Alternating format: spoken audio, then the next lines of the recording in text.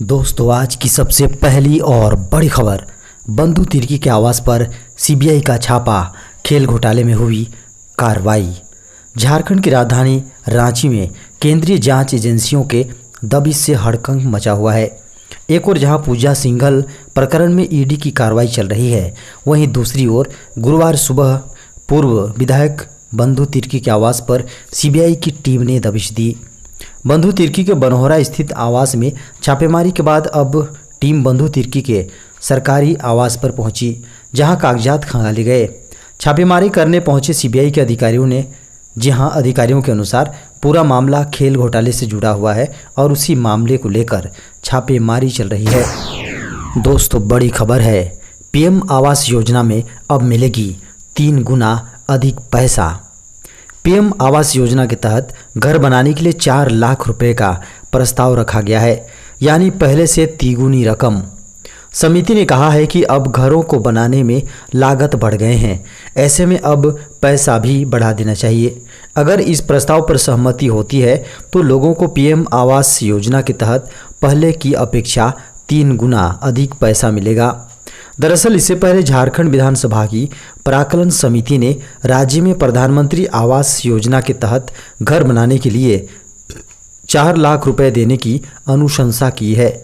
समिति के सभापति दीपक बिरुआ ने मॉनसून सत्र के अंतिम दिन प्राक्कलन समिति का प्रतिवेदन सभा पटल पर रखा था। बड़ी खबर है, झारखंड में 1 जून तक कई जगहों पर होगी हल्के दर्जे की बारिश। झारखंड में आने वाले जून महीने में 1 तारीख तक मौसम बदला हुआ रहेगा। इस दौरान विभिन्न इलाके में हल्के से मध्यम दर्जे की बारिश की संभावना है।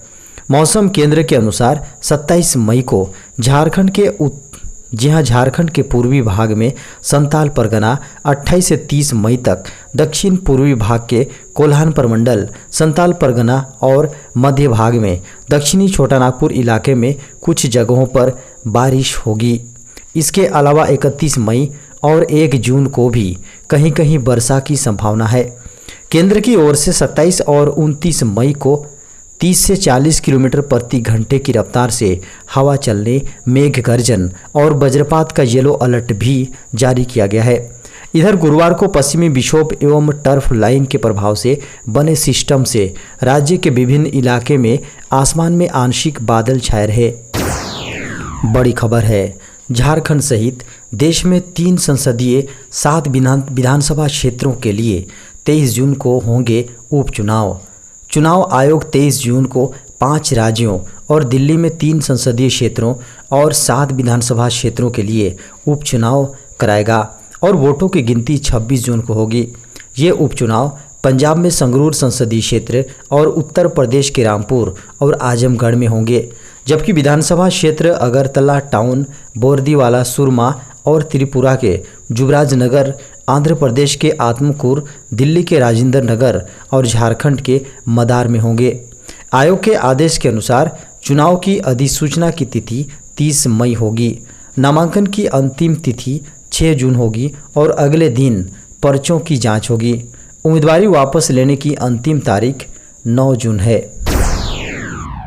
बड़ी खबर है, गाड़ियों के लिए थर्ड पार्टी इंश्योरेंस हुआ महंगा। थर्ड पार्टी इंश्योरेंस अब महंगा होने जा रहा है। बता दें कि पिछले 2 साल से थर्ड पार्टी इंश्योरेंस की दरों में कोई बदलाव नहीं किया गया था। सरकार की ओर से जारी किए गए नोटिफिकेशन में कहा गया है कि थर्ड पार्टी इंश्योरेंस की नई दरें 1 जून 2022 से प्रभावी रहेंगी। पिछली बार थर्ड पार्टी इंश्योरेंस में बदलाव 2019-20 में किया गया था। इसके बाद 2020-21 और 21-22 में दरों में इजाफा नहीं किया गया था। अब एक बार फिर से रेट्स में इजाफा देखने को मिला है, यानी अगले महीने से आपको थर्ड पार्टी इंश्योरेंस के लिए अधिक पैसे चुकाने होंगे। जहां एक और सरकार ने पेट्रोल डीजल की कीमतों को कम करने के लिए एक्साइज ड्यूटी की कटौती करके थोड़ी राहत दी थी, वहीं अब एक नए फैसले ने आम आदमी को झटका दिया है। अगर आपके पास गाड़ी है तो अब आपको थर्ड पार्टी इंश्योरेंस पर ज़्यादा पैसा खर्च करना होगा। बड़ी खबर है, मलेशिया में फंसे झारखंड के 22 कामगारों की हुई वतन वापसी। मलेशिया में फंसे गिरिडीह, हजारीबाग और बोकारो के 22 कामगारों की गुरुवार को झारखंड वापसी हो गई। शेष 8 कामगारों की वापसी हेतु राज्य प्रवासी नियंत्रण कक्ष एवं मलेशिया स्थित high commission of India company प्रबंधन से लगातार संपर्क में है। बता दें कि 2 चरण में 22 कामगारों की वापसी मुख्यमंत्री हेमंत सोरेन के निर्देश के बाद संभव हुई है। 1 महीने पहले 10 कामगार झारखंड लौटे थे। 14 मार्च 2022 को राज्य प्रवासी नियंत्रण कक्ष को मलेशिया के भारतीय दूतावास ने बताया कि 18 मार्च को 30 में से 10 कामगारों का कंपनी द्वारा वतन वापसी का टिकट कराया गया था, लेकिन कोविड जांच में सभी 10 कामगार पॉजिटिव पाए गए थे, जिसके कारण उनका भारत आना स्थगित किया गया था। 25 मार्च 2022 को सभी कामगारों को बेंटन व लूनस से कुआलालंपुर भारतीय हाई कमीशन मलेशिया के शेल्टर होम में सुरक्षित लाया गया है। बड़ी खबर है, आज पहुंचेगा मानसून, होगी झमाझम बारिश। भारतीय मौसम विज्ञान विभाग यानी IMD ने पिछले दिनों कहा था कि अंडमान और निकोबार द्वीप समूह पर जल्दी पहुंचने के बाद दक्षिण पश्चिम मानसून केरल की ओर बढ़ रहा है, जो 27 मई यानी शुक्रवार को पहुंच जाएगा। इसका मतलब है कि केरल में मानसून की बारिश आज से होने लगेगी। हालांकि केरल में बारिश का दौर जारी है। यदि 27 मई से केरल में दक्षिण पश्चिम मानसून की शुरुआत होती है तो हाल के वर्षों में ऐसा पहली बार देखने को मिलेगा। इससे पहले मानसून 2009 में 23 मई को केरल पहुंचा था। आमतौर पर केरल में 1 जून को मानसून प्रवेश करता है। झारखंड में 10 और 15 जून के बीच मानसून आ सकता है। 17 मई से अंडमान में मानसून की बारिश शुरू हो गई है। मौसम विभाग का अनुमान है कि 1 जून से पहले ही केरल में मानसून आ सकता है। इस वर्ष अंडमान निकोबार में तय समय से 6 दिन पहले मानसून की बारिश शुरू हो गई। बड़ी खबर है, देश में कोरोना के नए मामलों में उछाल, एक दिन में 18 मरीजों की मौत। गुरुवार को देश में कोरोना के 2628 नए मामले सामने आए, जबकि 24 घंटे के दौरान 18 मरीजों की मौत हुई है। आंकड़ों के अनुसार बीते 24 घंटे में कोविड-19 के इलाज करा रहे मरीजों की संख्या में 443 की वृद्धि रिकॉर्ड की गई है। संक्रमण की दैनिक दर 0.58% दर्ज की गई और साप्ताहिक संक्रमण दर 0.51% रही। वहीं रिकवर होने वाले मरीजों की संख्या बढ़कर 4,26,04,881 हो गई है, जबकि मृत्यु दर 1.22% है। देशव्यापी कोविड-19 रोधी टीकाकरण अभियान के तहत अभी तक कोविड रोधी टीकों की 192.82 करोड़ खुराकें दी जा चुकी हैं।